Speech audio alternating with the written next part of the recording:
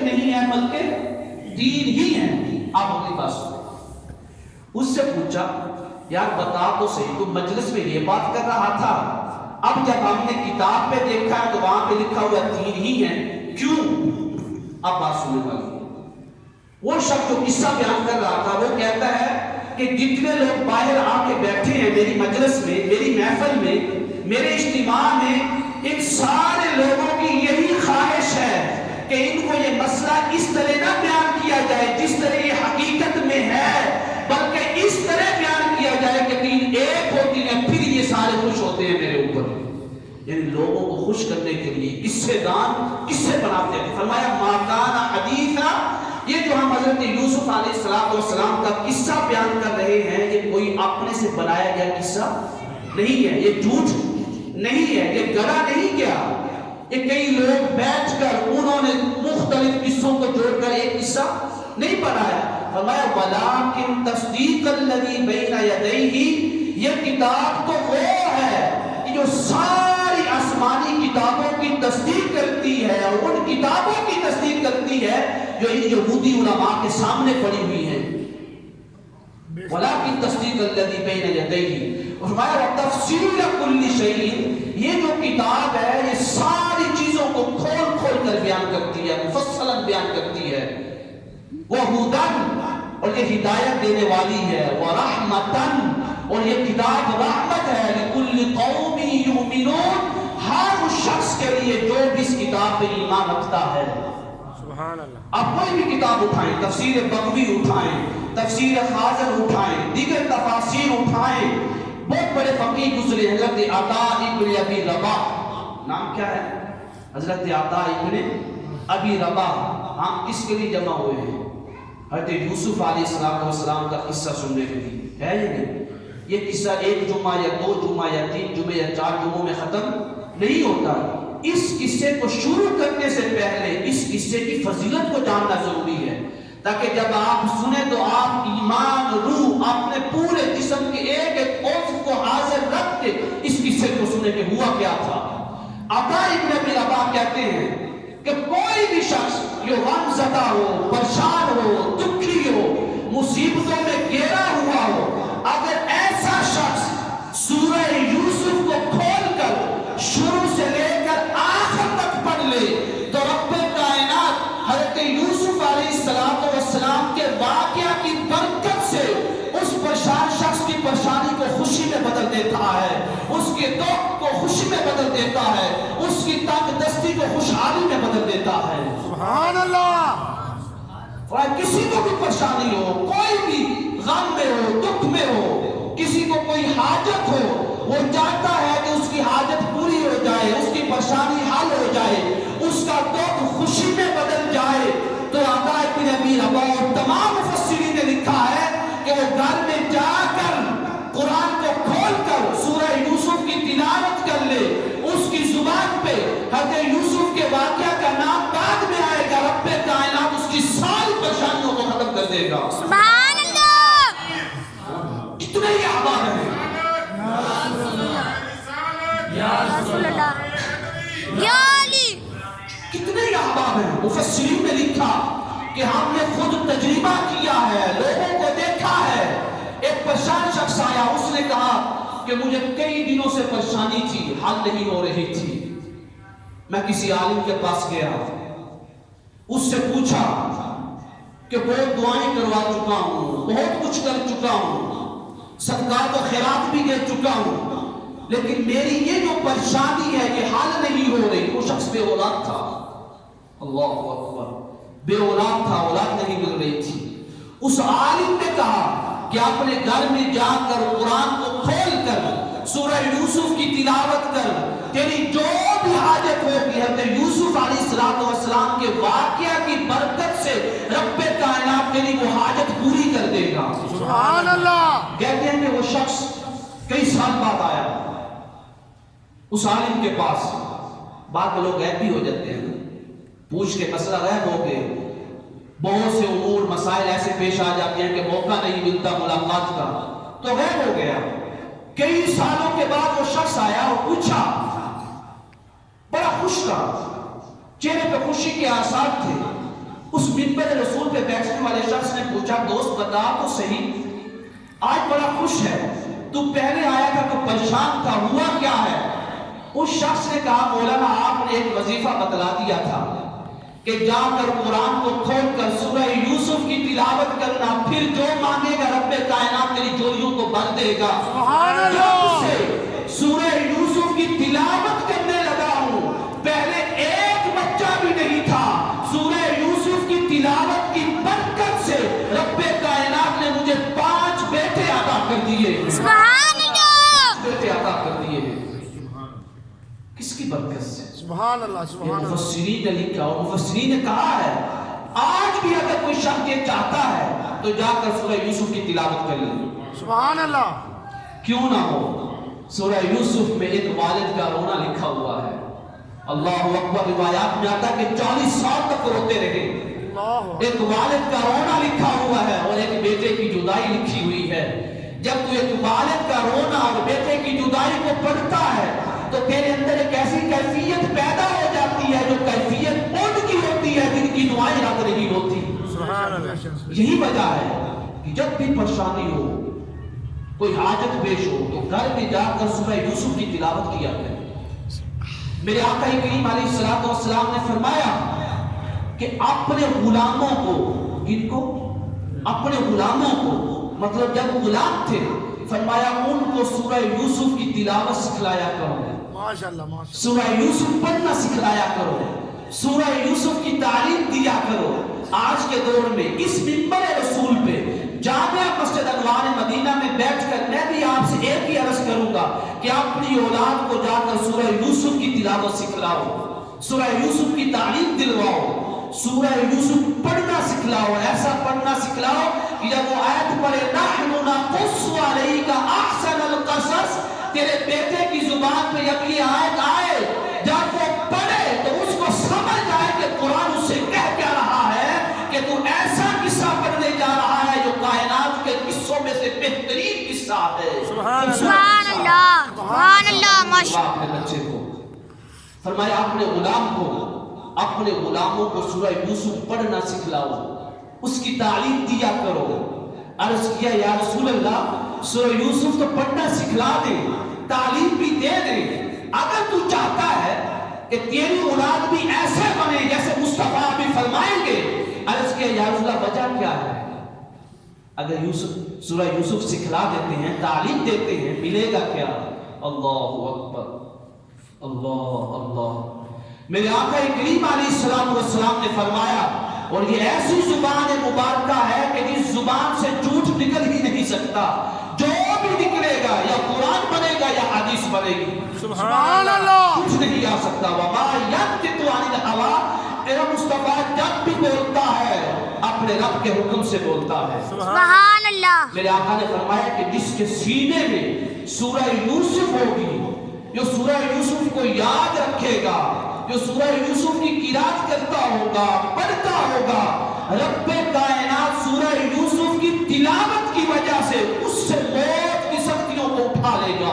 सुभान अल्लाह। मौत की सख्ती खत्म कर दी जाएगी। सुभान अल्लाह। जब हालत निज़ा आएगा उसको पता ही नहीं चलेगा कि मौत का वक्त है या नहीं है। उसकी जुबान पे यह कलिमा जारी हो जाएगा, ला इलाहा इल्लल्लाह मुहम्मदुर रसूलुल्लाह। सुभान अल्लाह। दूसरा सबक क्या बयान फरमाया? फरमाया जिस शख्स को भी सूरह यूसुफ याद होगी, वअताहुल्लाहुल कुव्वत अल्ला यहसुदा मुस्लिमन, सूरह यूसुफ की तिलावत की वजह से रब्बे कायनात उसे ऐसी ताकत अता करेगा कि जब तक उसके जिस्म में जान रहेगी, सांस चलता रहेगा, जब तक वो जिंदा रहेगा, वो कभी भी अपनी जिंदगी में किसी मुसलमान भाई के साथ हसद नहीं करेगा। सुभान अल्लाह। अल्लाहु अकबर। हसद नहीं करेगा। सूरह यूसुफ है क्या? हासिदीन का एक वाकया है कि जिन्होंने अपने भाई के साथ जो कुछ किया, जो हम सुनेंगे मुख्तलिफ जुमों में। फरमाया मेरे आका करीम अलैहिस्सलातु वस्सलाम ने, जो शख्स भी सूरह यूसुफ की तिलावत करता है, जब जो भी ये किस्सा सुनता है, तिलावत करने की वजह से, हज़रत यूसुफ अलैहिस्सलातु वस्सलाम का वाकया सुनने की वजह से इसकी ऐसी बरकत है कि मौत के वक्त मालूम भी नहीं जिस्म से रूह निकल गई। सुभान अल्लाह। और जिंदगी ऐसे गुजारेगा कि उसके मन में कभी हसद नहीं आएगा। सुभान अल्लाह, सुभान अल्लाह। सुभान अल्लाह।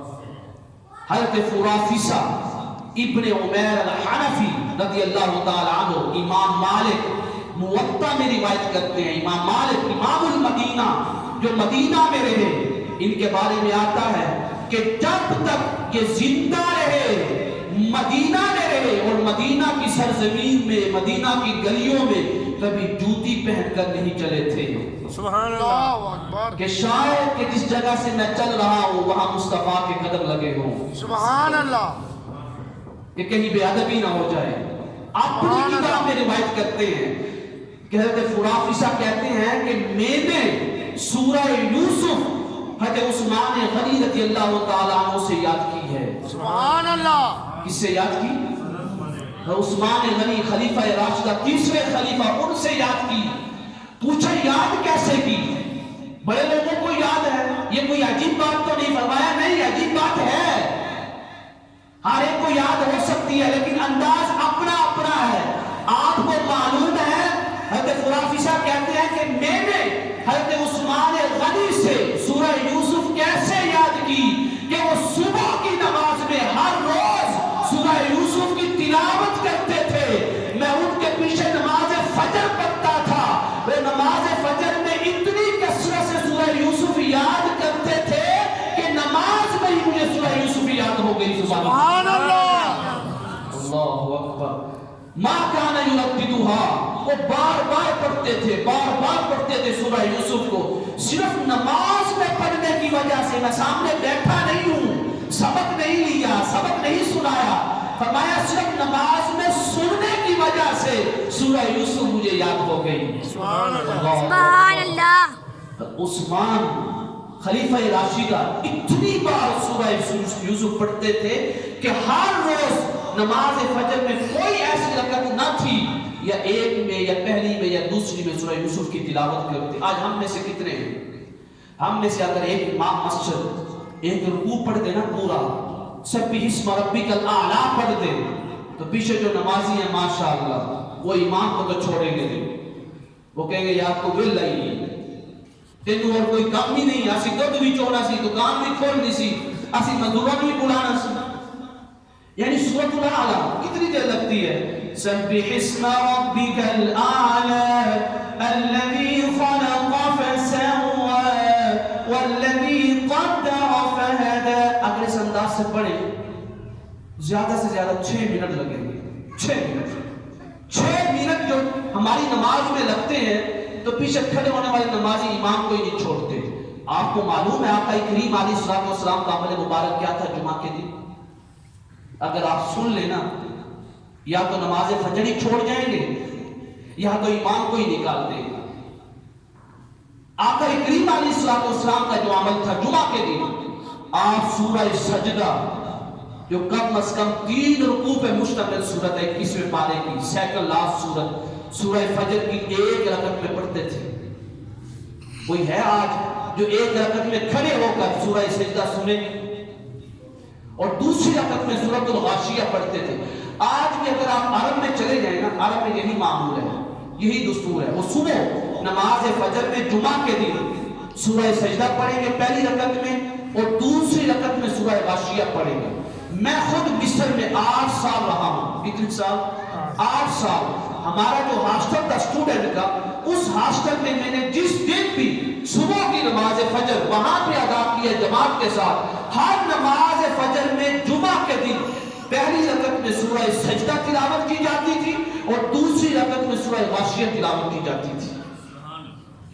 ये रावी कहते हैं फुराफिसा इब्ने उमैर अल-हनफी कि मैंने नमाज में उस्मान गनी से इतनी दफा सूरह यूसुफ सुनी है कि मुझे अलिफ लाम रा से लेकर मा कान हदीस युफ्तरा तक इतनी तवील सूरत नमाज के अंदर ही याद हो गई। सुभान अल्लाह, सुभान अल्लाह। यहाँ पे सबक लिखा मुहद्दिसीन ने, पूछा गया कि उस्मान गनी रज़ियल्लाहु ताला अन्हु ये अमल क्यों करते थे?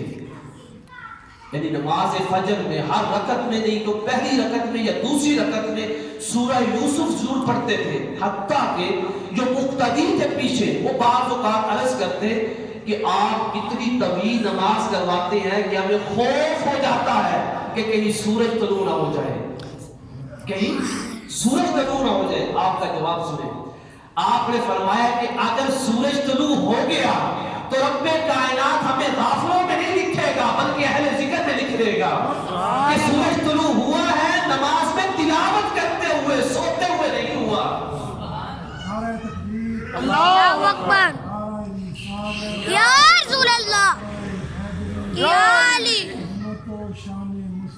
زندہ باد، زندہ باد۔ یعنی ہمیں اہل ذکر میں لکھ دے گا۔ پوچھا گیا کہ ہر نماز فجر میں رکعت میں سورہ یوسف تلاوت کیوں کرتے تھے؟ تو محدثین نے لکھا کہ اس کا سبب یہ ہے، اس کی وجہ یہ ہے کہ آقا کریم علیہ الصلوۃ والسلام نے حضرت عثمان غنی کو جنت کی بشارت بھی دی اور ساتھ یہ بتایا ہوگا کہ آپ کے ساتھ بھی آپ کے گھر میں مدینہ میں ایسا ہونے والا ہے جیسا حضرت یوسف علیہ السلام کے ساتھ ہوا تھا۔ سبحان اللہ۔ اور آپ سب کو معلوم ہے حضرت عثمان غنی کے ساتھ کیا ہوا۔ آپ کو آپ کے گھر کے اندر ہی قید کر دیا گیا، محصور کر دیا گیا، کھانا تک نہیں پہنچتا تھا، اندر پانی تک نہیں پہنچتا تھا، قید میں رکھا گیا۔ اور آپ نے منع فرما دیا، اعلان کر دیا کہ مدینہ میں کوئی بھی تلوار میرے دفاع میں نہیں نکالے گا۔ عرض کیا کہ آپ تو خلیفہ وقت ہے، اگر آپ کا دفاع نہیں کرنا، آپ کی حفاظت کے لیے اپنی کمانوں سے تلواروں کو نہیں نکالنا تو کس کے لیے نکالیں گے؟ آپ نے فرمایا نہیں نکالنا۔ کیوں؟ کہ میں اس بات کو پسند نہیں کرتا کہ مدینہ رسول میں میری وجہ سے کوئی ایک بھی خون کا قطرہ گرے، میں اس بات کو پسند نہیں کرتا۔ یہی وجہ ہے کہ آقا کریم علیہ السلام نے خواب میں آ کر حضرت عثمان غنی کو پانی پلایا، خواب میں آ کر، اور پوچھا ان شئت نصرت و ان شئت افطرت۔ امام احمد بن حنبل نے اپنی کتاب میں روایت کیا یہ قصہ فضائل صحابہ میں۔ حضرت عثمان غنی کا عمل تھا، کسی نے پوچھا کہ حضرت عمر فاروق رضی اللہ تعالی عنہ نماز فجر میں کیا پڑھتے تھے؟ اللہ اکبر۔ راوی کہتے ہیں کہ حضرت عمر فاروق رضی اللہ تعالی عنہ کا عمل بھی دیکھا گیا کہ وہ نماز فجر میں کثیر بار، اکثر بار جب نماز فجر کی امامت کرواتے، جماعت کرواتے تو ایک رکعت میں سورہ یوسف کی تلاوت کو مکمل کرتے تھے۔ سبحان اللہ۔ یعنی صحابہ اکرام کا اتنا شوق تھا سورہ یوسف کی تلاوت کے ساتھ۔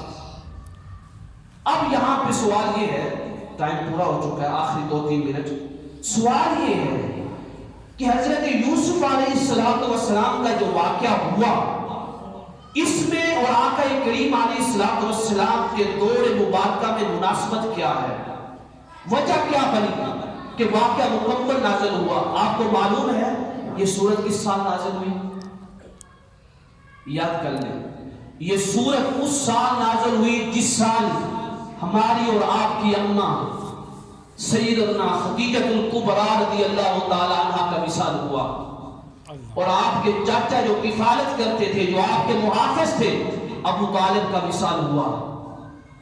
یہ ایسا سال تھا کہ ایک حفاظت کرنے والا بھی چلا گیا اور دوسرا مال مصطفیٰ کی خاطر قربان کرنے والی ماں بھی ہماری چلی گئی۔ اس لیے مفسرین نے لکھا کہ آقا کریم علیہ السلام پہ بڑا غم تھا، آپ بڑے دکھی تھے، تو اللہ رب العزت نے اس دکھ کی حالت میں سورہ یوسف کو نازل کیا۔ سورہ یوسف کا نازل ہونا تھا کہ آقا کریم علیہ السلام سارے دکھ بھول گئے، سارے غم بھول گئے۔ تو یہ اس سال نازل ہوئی۔ اس میں پہلی وجہ کیا بنی کہ سورہ یوسف نازل بھی ہوئی؟ اب آپ دیکھتے ہیں حضرت یوسف علیہ السلام کے ساتھ بھائیوں نے حسد کیا یا نہیں کیا؟ اور ان کو گھر سے گھر بدر کیا یا نہیں کیا؟ اب یہ جو بھائی تھے، اس میں اشارہ کیا ہے کہ مصطفیٰ جس طرح یوسف کے بھائیوں نے حضرت یوسف علیہ السلام کو گھر سے نکال دیا ہے، اسی طرح جو مکہ میں آپ کے رشتہ دار ہیں یہ بھی آپ کو آپ کے گھر سے نکال دیں گے، آپ کو ہجرت کرنا ہوگی۔ پہلی وجہ یہ پڑی، سبب یہ ہے۔ اور دوسری کیا ہے؟ فرمایا کس طرح ہم نے حضرت یوسف علیہ السلام کو بڑی عظمتوں کے ساتھ، رفتوں کے ساتھ، عزتوں کے ساتھ اور بلند مقام کے ساتھ اور ایک بادشاہی کی صورت میں اپنے بھائیوں کے سامنے کیا ہے، اسی طرح ہم آپ کو بھی آپ کے رشتہ داروں کے سامنے، مکہ والوں کے سامنے ایک فتح مکہ کی صورت میں سامنے لائیں گے، عظیم فتح عطا کر کے لائیں گے۔ سبحان اللہ، سبحان اللہ۔ لہٰذا سورہ یوسف کی اتنی اہمیت ہے قرآن و حدیث کی روشنی میں اور ائمہ کے ہاں کہ صرف اگر کوئی اس کو پڑھتا ہے تب بھی پڑھنے والے کے غم دور ہو جاتے ہیں، اور اگر کوئی اس کو سنتا ہے تو سننے والے کے بھی غم دور ہو جاتے ہیں۔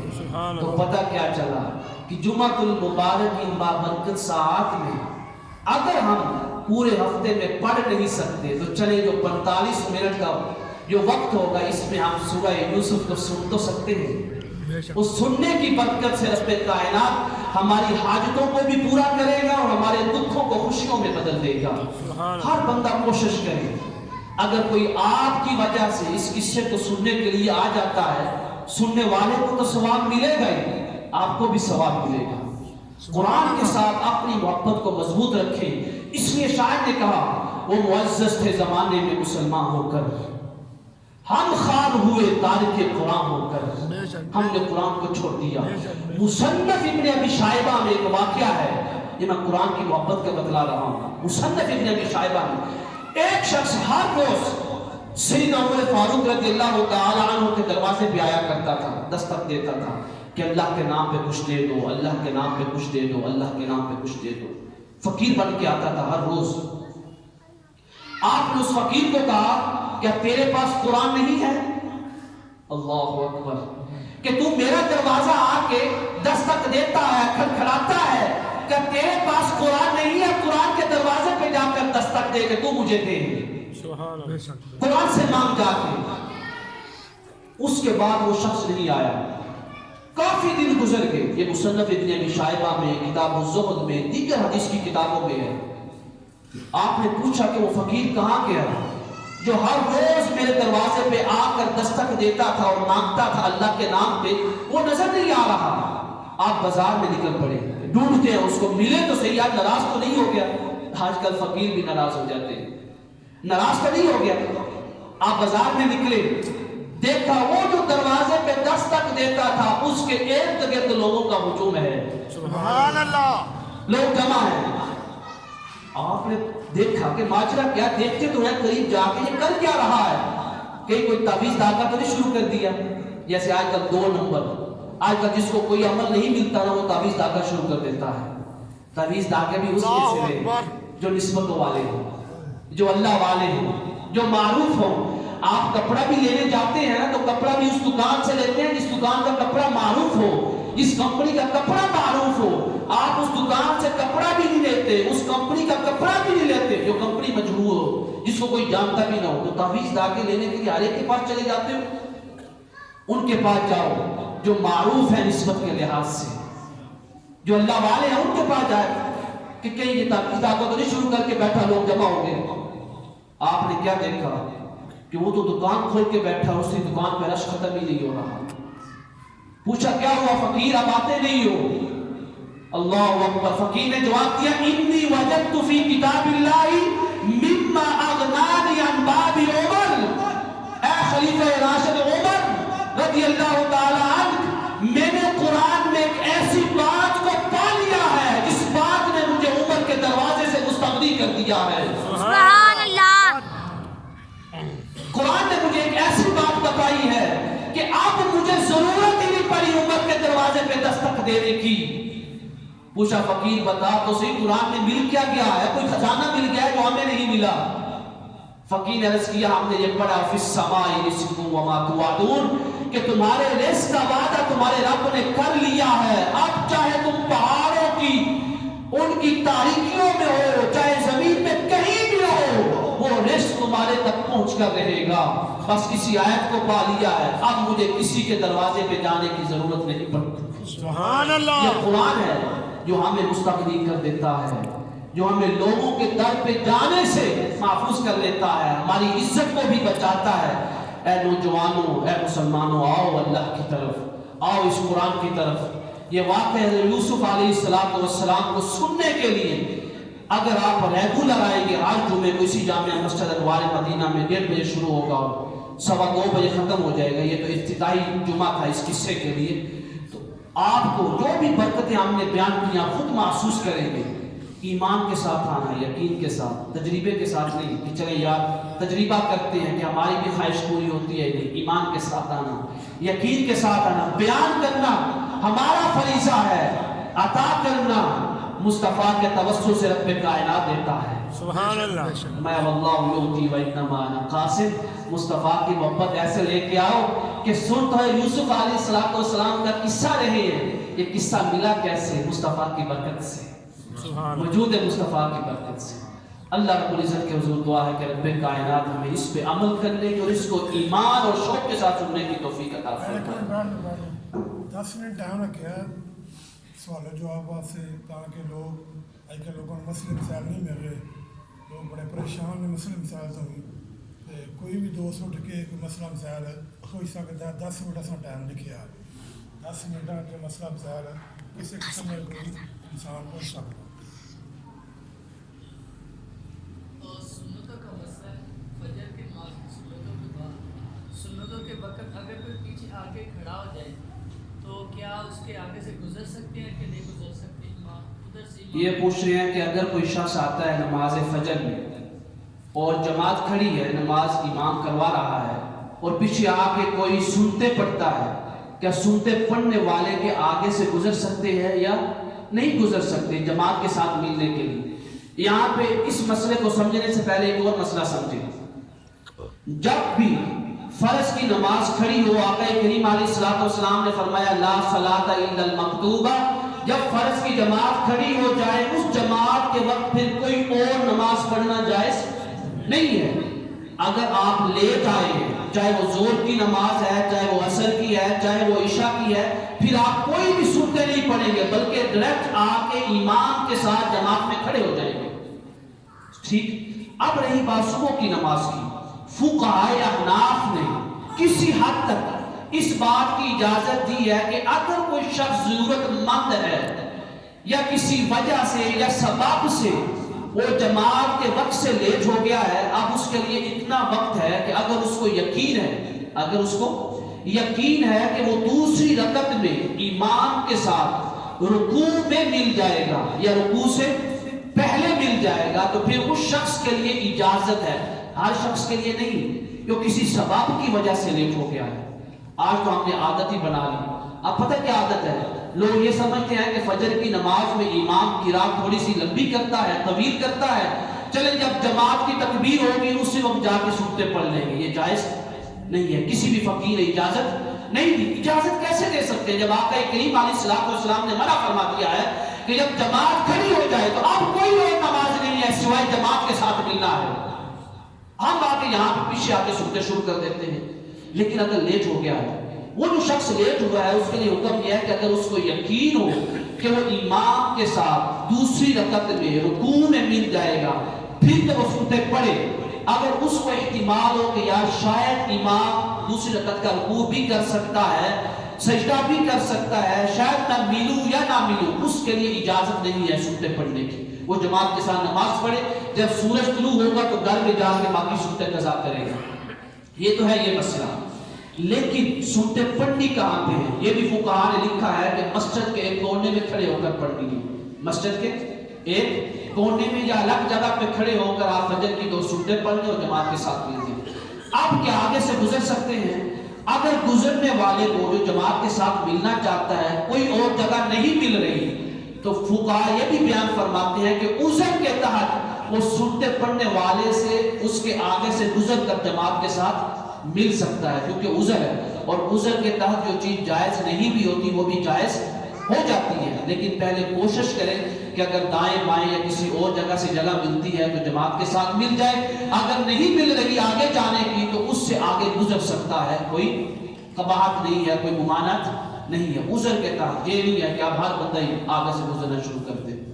جی فرض نماز سے بات سنتا ہوں، ہمارے یہاں اکثر جمعہ کو اور آگے پیچھے بھی فرض نماز کے بعد سنتوں کا زیادہ اہتمام نہیں کرتے، حالانکہ یہ بات غلط ہے، یہ آقا کریم علیہ السلام کی تعلیمات کے خلاف ہے۔ اگر تو آپ کی بہت بڑی مجبوری ہے، مثلا مجبوری یہ ہے کہ کوئی بندہ آفس میں کام کرتا ہے، کوئی اس آفس میں کوئی مزدور ہے یا کوئی بھی آفیسر ہے، اس کے پاس صرف اتنا وقت ہے کہ صرف فرض نماز پڑھ سکے، سنتوں کا ٹائم اس کو کمپنی کی طرف یا مل کی طرف سے یا فیکٹری کی طرف سے یا دکان کی طرف سے نہیں ملتا، تو اس کے لیے اجازت ہے، کیونکہ حاجت ہے کہ فرض پڑھ کے وہ اپنے کام پہ چلا جائے، کیونکہ مزدوری کرنا فرض ہے اور باقی نماز کیا ہے؟ سنت اور نوافل ہے۔ پہلے تو چاہیے کہ مل کے مالکان کو، فیکٹریوں کو کہ اتنا ٹائم مقرر کرے کہ جس میں فرض پڑھی جا سکے اور سنت موقدہ پڑھی جا سکے، یہ تو تھی اس شخص کی بات۔ لیکن جو بغیر ضرورت کی چھوڑ کے چلے جاتے ہیں، اکثر اوقات جمعے کو ہوتا ہے، جمعے کا سلام امام بعد میں پھیرتا ہے، پیچھے دیکھتا ہے تو مسجد پہلے خالی ہوئی ہوتی ہے، مسجد میں کوئی نظر ہی نہیں آتا۔ تو آقا کریم علیہ السلام نے فرمایا من راغب عن سنتی فلم ینل شفاعتی، جس نے میری سنت کو ادا نہیں کیا قیامت کے دن اس کو میری شفاعت بھی نہیں ملے گی۔ لہذا سنت کبھی نہ چھوڑے، تب مثلا سنت موقدہ۔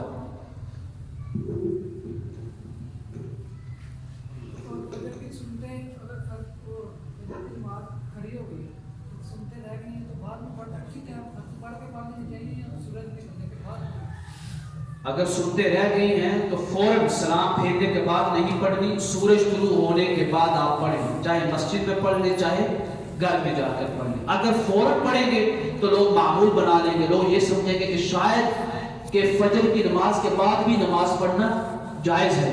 پہلے ہی ہمارے یہاں دین کا علم کم ہے، اگر یہ لوگ پڑھنا شروع کر دیں گے پھر کس کس کو ہم سمجھائیں گے؟ لہٰذا فجر کی نماز کے فوراً بعد نہیں پڑھنی، سورج طلوع ہونے کے بعد پڑھنی ہے، قضا کی نیت کرنی ہے۔